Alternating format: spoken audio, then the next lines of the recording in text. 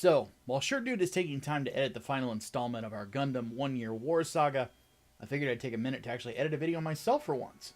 To talk about a show that just came out. Fallout, which at this point has become a massive franchise in gaming, got its own streaming series on Amazon Prime. The main producer and director of half the show is Jonathan Nolan, who's the brother of Christopher Nolan. He worked with his brother on the Dark Knight films and was the guy who put together HBO's Westworld, which had a really strong first season, and then I didn't watch the rest of the show. From what I hear, I didn't miss much. Before I get into the nitty-gritty of the show, though, I feel the need to talk about Fallout.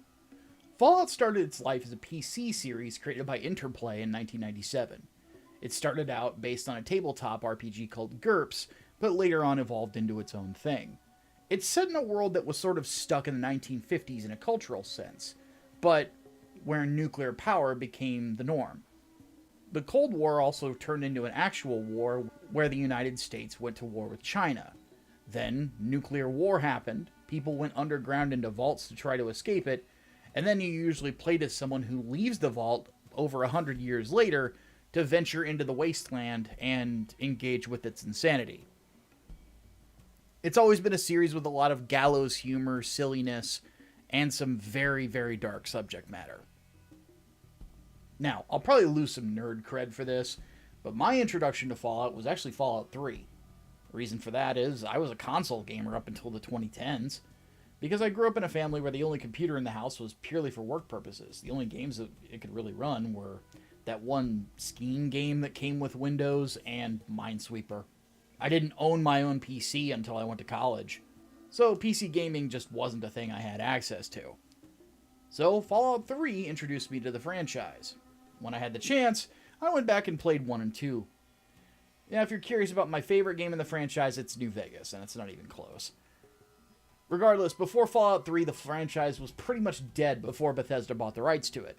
Fallout, Fallout 2, and Fallout Tactics, Brotherhood of Steel, were very well regarded in PC circles, but after that, the console game Brotherhood of Steel was just kind of a wet fart and didn't sell well.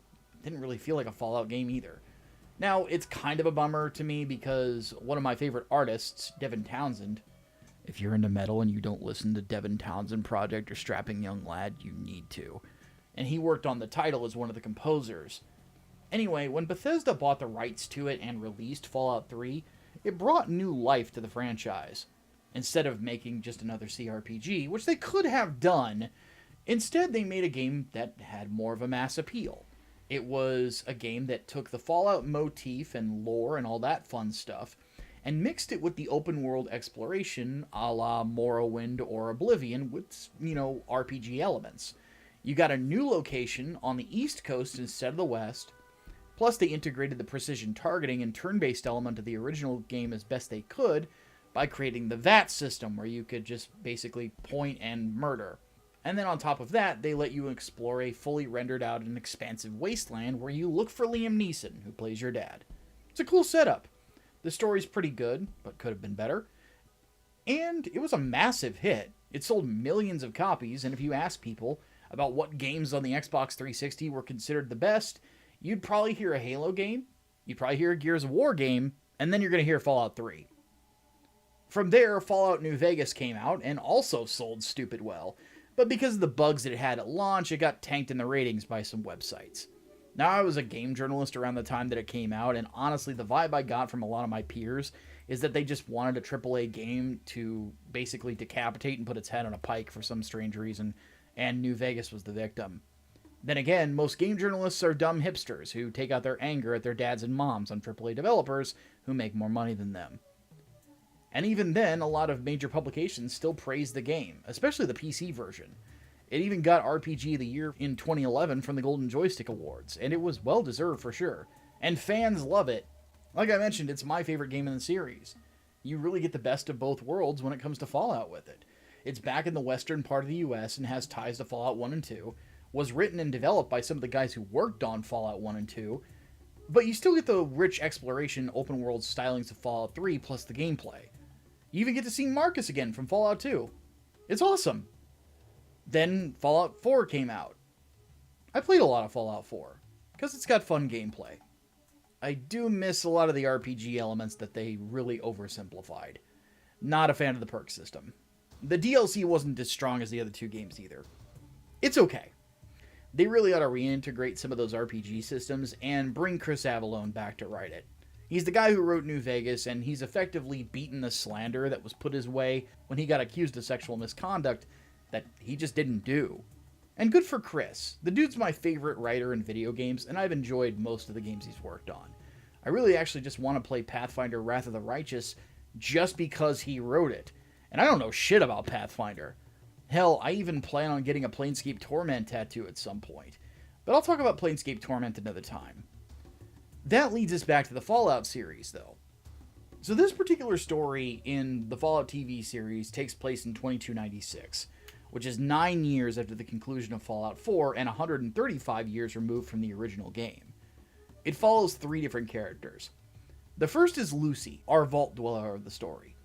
Her story starts with an arranged marriage going tits up because the people that they thought were from a neighboring vault turn out actually to be raiders, and they assault the vault. In part of it, Kate's dad gets kidnapped, and she ends up leaving the vault to look for him. So it's sort of a nod to the lost dad bit from Fallout 3. Your second character is Maximus, who is our Brotherhood of Steel character. Given what we see when the story follows him is where the Brotherhood is right now is they're using T-60 armor, and they have another airship like the Pridwin, so I'm assuming that the Brotherhood of Steel ending in Fallout 4 is the canon one, and they ended up taking out the Institute. Anyway, he gets promoted to Squire after some stuff happens at his post that he may or may not have had a hand in that stopped somebody else from being a Squire. His knight is a douche, played by Michael Rappaport, and he gets killed by a Yao Guai, the knight, not Maximus, and then he takes his armor and starts pretending that he's the knight himself. Maximus was actually probably my favorite character in the show, and I'll go over why here in a bit. Our third character is the Ghoul, also known as Coop. As is the case with a lot of ghouls, Coop's pretty old. We find out right as the show starts that he's actually a pre-war ghoul, which are rare, but it's also kind of insane because you'd have to think that over the course of hundreds of years, he'd have gone feral by now. Now, he's a chem addict and seems to be taking Rad-X to stave off the long-term effects of the radiation that would turn him feral. He's also a former U.S. Marine who served at the Battle of Anchorage, which you can actually see a simulation of in Fallout 3's DLC called Operation Anchorage. It also explains why he's such a damn good gunslinger. He's also a prick, to say the least. If Lucy is supposed to represent sort of how you can kind of play a goody two-shoes type character in Fallout, Coop is more or less like the bad guy realist that some people play as, and he's a pretty complicated character as well. Not to mention he's played by Walton Goggins, which I'm stoked about because I feel like Goggins is a really underrated actor. And this might be my favorite role I've seen him in since he was Shane in The Shield. Now when it comes to making an adaptation, I really feel like the most important thing is that you need to feel like you're watching something that takes place in the universe that's being adapted. I do feel like they did a really good job of that. Though there is obviously some CG in the show, there's also a really good amount of practical effects that give it that proper Fallout feel. The vaults especially feel like they're right out of the games as well. And there's plenty of blood and guts, which is appropriate for Fallout. Now, one thing worth mentioning is that the color palette of the game, alongside a lot of its design elements in regards to art, do pull a lot from Fallout 4 more than anything. Then again, I can understand why they did that. First and foremost, if there is one thing that I don't like about Fallout 3 and New Vegas, is that they put a filter over it to make everything either feel orange or green. So, not doing that makes this a little bit better on the eyes. Second, Fallout 4, even with all of its faults, is the single most popular Fallout game of all time sales-wise. So I can see why they'd want to go with the one style that more people are going to be familiar with. I'm not saying I agree with it, I'm just explaining why it is the way it is. Honestly, I would have absolutely gone over the moon to just see one set of T-51B armor for God's sake. But yeah, it feels like Fallout. You see a lot of familiar locations and brand names that you'll see in the games. You see some of the robots and monsters that you see in the game as well. Not to mention the simple fact that the story has several factions from previous games as part of it. Heck, Mr. House from New Vegas actually makes a cameo appearance in the very last episode. So even though it has an art style similar to 4, it's not like it's ignoring any of the other games. There's references to elements from everything in the series that's canonical, and it's set in the same location as the first 2 games by being set in California. I really like the writing in the show too, for the most part. The positives of it are that the characters that we follow are a lot of fun to follow. Lucy is very much the Golly G. Willikers vault dweller that you expect, and her clashes with the brutality of the surface are really interesting to see. I also like that she's insistent on trying to maintain her moral core of being a good person, despite all the things that are around her and how violent and brutal the wasteland can be. I also like that there's a subversion with her too. The opening of the show makes you think that she's going to be some sort of ass-kicking Mary Sue type character that we've all become way too familiar with. And she actually gets her ass kicked around quite a bit in the show. On top of just barely surviving a lot of situations. Which, I mean, that's the Fallout experience. You get your ass kicked for a lot of it until you start becoming much more capable. Then you start kicking ass.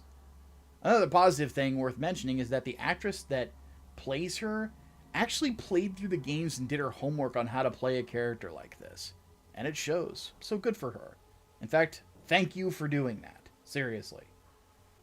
I also mentioned earlier that both Coop and Maximus are really well-written characters on top of it. Coop really has that sort of gunslinger feeling you get out of some Fallout characters, and I really enjoy how amoral he is.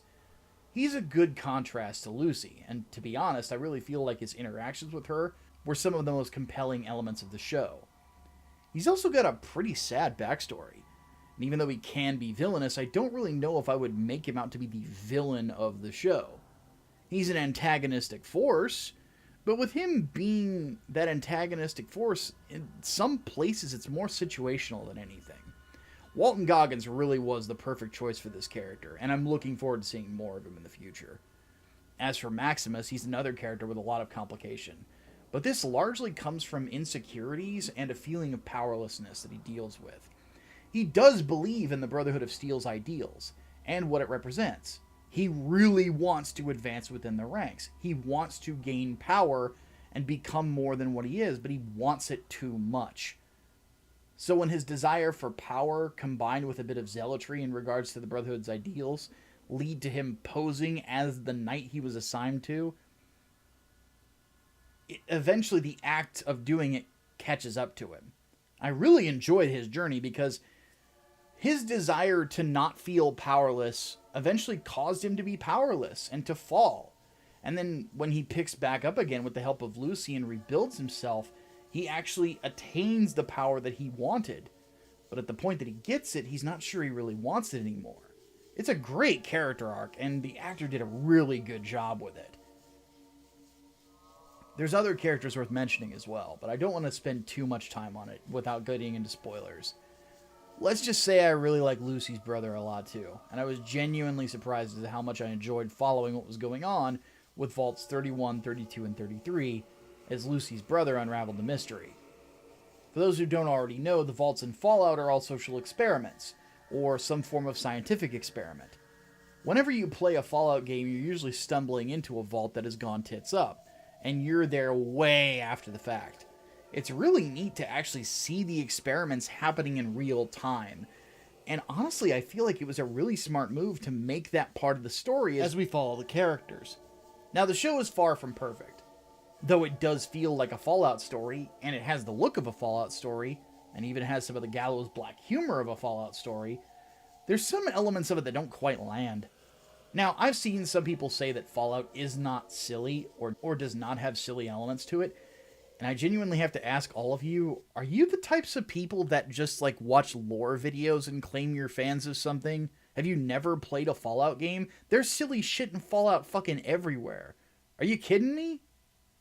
Hell, there's a perk called Wild Wasteland that adds even more silly elements. It's always had silly elements. That's not new. I feel like that we've kind of entered a point where people claim to be fans of something when they just watch lore videos and don't actually interact with the actual fiction, and it's kind of annoying. That's why there's a joke that whenever Persona 3 Reloaded came out, the Persona fans were finally going to actually play a Persona game. Regardless, Fallout has always been good at balancing silly elements with the darker elements of the storyline, so it doesn't come across as some sort of story that's way too misanthropic for people to really enjoy. The thing is that there are some silly moments in this show that just don't land. One particular character that they try to use these silly moments on is the blonde pregnant lady whose name I forget. A lot of the silly stuff with her really didn't land for me. And there's some moments where they try to do the modern thing of having cringe moments by purposefully sitting on a joke too long to make it just awkward, and it's just not funny. I don't know why people still try to do that, because it really has never worked. But those are the moments that are there, and it's just not good. But there are comedic moments that I did like. You don't need to drag a punchline out, though. Those types of cringe just really aren't funny. And on top of that, I'm really not of the opinion that the gross out with the lady's water breaking was really necessary. It didn't really, actually make me grossed out. It just kind of felt, again, like they were dragging out the joke too long. I feel like moments like that could have been a lot funnier if they were done a bit better with a little bit more brevity, because they're just trying to be too modern with it, and it just comes across as cringy instead of funny, and that kind of sucks. So, I think the show is overall good, but it could have been a lot better, and it kind of got a little weaker in the last couple episodes. The last episode specifically has some dangling plot threads that really don't get addressed whatsoever, that distract from greater revelations that honestly should have had more impact, and would have had more impact if those plot threads were tied up properly. Now, the big reveal of what Vault 31 actually is something that I thought was really cool. It ties in well to the Fallout mythology, and I'm curious to see where it's going to go. I can't really go into much more detail without spoiling things, so we'll do a spoiler section here in a second to talk about what I mean in more detail. Let me summarize my overall review by saying that I think that the current rating that we're getting from both critics and fans of around a 7 out of 10 is pretty accurate. It's a 7 out of 10 in a sense that it's a good show. It's a very fun show. There are some characters in this show that are very enjoyable to follow, and I'm really interested to see where they go. At the same time, there are things that can be tweaked to improve things going forward. I feel like you can still have the sense of humor that Fallout usually has, but don't try to work in these modern sensibilities of what some people in Hollywood think humor actually is. Because cringe, especially when cringe just doesn't fit Fallout, is just going to drag it down. Just go with the more old school ways of delivering punchlines like Fallout tends to do in the games, and you're going to find a lot more success with it. Like I'm going to mention in the spoiler section, the ending of it could have been a lot better than it was, because, again, they just didn't wrap up everything that they started out with. At least not in a way that was completely satisfying, which was unfortunate. The reveal of where the second season is probably going to take place was pretty fucking awesome, though. But it didn't hit as hard as I would have liked, because there's other elements of the ending that left me scratching my head. Still, it's a good enough show to where I want to see more of it. It has entertainment value and some strong characterization, and I feel like if they do make the proper tweaks for the next season, they're going to have a show on their hands that could be incredible. They just have to put the effort in. Now, I'm going to go ahead and go into the spoiler section. I do recommend trying the show out, but if you want my expanded thoughts on the actual content of the story and what happens, plus my issues with the final episode, we're going to go ahead and get into that right now. For those of you who haven't watched the show yet, I would recommend coming back to this section after you watch it for some discussion on the goings-on. As per usual, there's going to be a spoiler tag in the corner so you guys know that it's spoiler time. So, if you don't want spoilers, go to here. Are they gone? Okay, so the plot of the story is that everyone is chasing a woman named Moldaver. Moldaver here is the worst character in the show. The reason why she's the worst character in the show is because the entire time that we're chasing this woman across the wasteland, throughout it all, she is presented as a big fucking deal. At the end of the show, we know nothing about her, except she was involved with Lucy's parents somehow, and that's it. I'll come back to that in a second. Now, up to this point, one of the unifying things that's been involved with Moldaver is an Enclave scientist who managed to flee the Enclave. Which is surprising. I thought that the Enclave was completely taken out by this point, but I guess there's still some remnants out there. Anyway, when he fled the Enclave, he embedded something in his neck that he was studying. Oh, and he has dog meat. So yes, dog meat is in this. Now, the scientist dies during the course of the story, and Lucy is tasked with decapitating him and taking his head to Moldaver. Now, we find out in Coop's backstory that he knew Moldaver before the war. She was a rumored communist who was trying to band people together in Hollywood against Vault-Tec. Apparently, after the bombs fell, she became part of the new California Republic, and why the fuck hasn't this woman aged a day? You see, when I talk about plot threads, a lot of them center around her. I don't really understand how she had connections to Lucy's mom, or was able to get Lucy's mom out of the vault, or anything like that. It's just not very well explained. We're just supposed to accept that it happened. We're also just supposed to accept who destroyed Shady Springs. It was Lucy's dad. Now, for Fallout veterans, you're going to know what Shady Springs is. It's a location you go to in the original game and later becomes the capital of the new California Republic. This is also where Maximus is originally from. His origin kind of hints at the idea that the Brotherhood actually destroyed it, which would make sense if that was the case. If Elder Maxon had taken over the entire Brotherhood at this point, after the events over on the East Coast, and he came back to the West Coast, it wouldn't surprise me if he rebolsters the Brotherhood and just starts the war back up with the NCR now that he has the numbers to take him out. To give a little bit more lore background, we find in New Vegas that the West Coast Brotherhood is a shell of its former self at the time of that game. But over on the East Coast in Fallout 3 and Fallout 4, that version of the Brotherhood was very strong with really good numbers. Now their Elder Maxon, was originally from the West Coast, and was always destined to lead the entirety of the Brotherhood of Steel. Plus, it's the Brotherhood who found Maximus in the ruins of Shady Springs. So, from what you see of that, you kind of assume that it is the Brotherhood who took out Shady Springs. So the lore is largely why someone who's played the Fallout games and is watching the show is going to assume that. It just sounds like something Elder Maxon would do. So the bait and switch with it actually being Lucy's dad who did it could have worked, but it ended up not really working that well. The problem is that this woman, that Lucy doesn't know, just says that it's her dad that did it, and Lucy just kind of accepts it. But it does get reinforced by her seeing a rotten ghoul that is wearing her mother's necklace, and it's fused to her flesh, meaning that she was, hit with radiation. We do get confirmation that Lucy's dad is responsible. He even admits it, but there's one problem. How the fuck did he do it? As far as we know, we can tell that Lucy's dad had a dark side. We see him kill a raider in the first episode in a very brutal fashion, but he does it in defense of his daughter, so you can kind of excuse the brutality in some ways. You can tell he knows how to kill people, so there is that. But where exactly would he get the resources to destroy the capital of the NCR? Yeah, it's revealed that he's a cryogenically frozen Vault-Tec executive, which would explain why Moldaver would have an issue with him. And it was a cool twist and tied him into Coop. But how on earth did he destroy the capital of what was the most powerful faction on the West Coast? Did he have ties to the Enclave?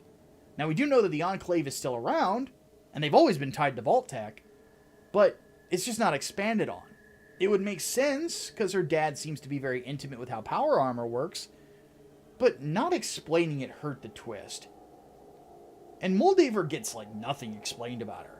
She's built up to be some badass witch of the wasteland, and ultimately she just kind of explains why the head of the Enclave scientist was important, because they're trying to bring cold fusion to the wasteland, meaning that they can just power things back up for the people there, but we don't know why she still looks as young as she does, or anything like that.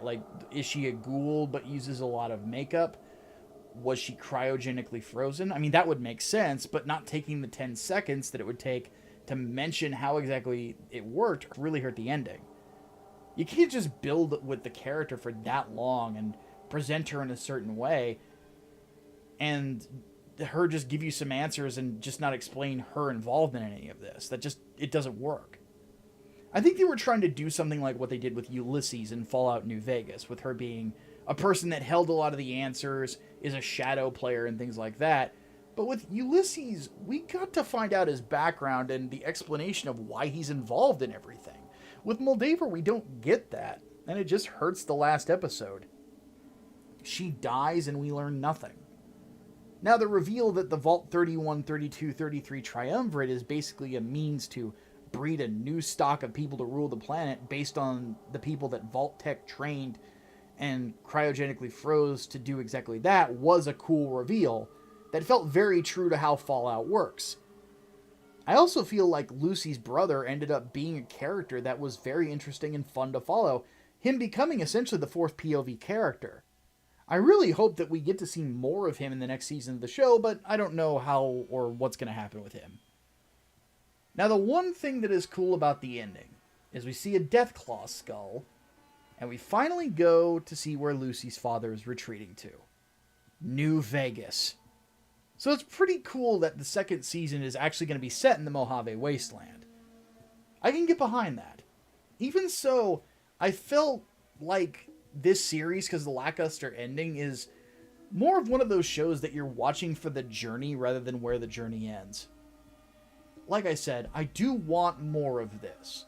I feel like going to the Mojave was a good choice for the second season, if there is one, and I really want to see characters from the games get implemented as well. You can always bring back Marcus the Super Mutant if you want to. He's still in the Mojave area, at least as far as we know. Now, I don't know if this particular character would be alive at this point, but when it comes to New Vegas, I think I know one character that everybody is going to want to see. If they can bring back Joshua Graham. I do think that one character that they're going to bring about in live action is going to be Elder Maxon, because they're definitely going to have more Brotherhood of Steel stuff as well, and I'm all here for it. I feel like the one thing that they didn't get enough time to cook with is the idea that the Brotherhood of Steel on the West Coast has some interior issues. And I'm curious to see whether or not Maximus is going to get an opportunity to apply the lessons he learned and get the Brotherhood to a position where it's a lot more noble than it is right now. That's always been one of the interesting struggles about the Brotherhood, where their task of eliminating abominations and preserving pre-war tech to stop humanity from making the same mistakes all over again clashes with the simple fact that somebody's got to help the people of the Wasteland because they're innocent, and they just want to rebuild from the ashes of what's left. I like that conflict with the Brotherhood on whether or not they're going to be capable of being a positive force, or if they just become the next Enclave. So to reiterate my position on this, I think it's a good show. It's just not a great show. I want to see more of it, and I do think it does have the potential to be a great show in the future after a couple more seasons. If they make a couple necessary tweaks, I feel like they can really nail it and it be a standout show for Amazon. You know, the opposite of what Rings of Power was. In fact, fuck Rings of Power. Give Fallout that show's budget and just get rid of Rings of Power. Fuck it. This is a lot more worth the time and effort, I think. It has a lot more potential. I think when it comes to the writing, I'd like to see the creative team behind this thing bring on some of the guys who created Fallout to consultate on the writing, and I think then your problems are probably going to get fixed.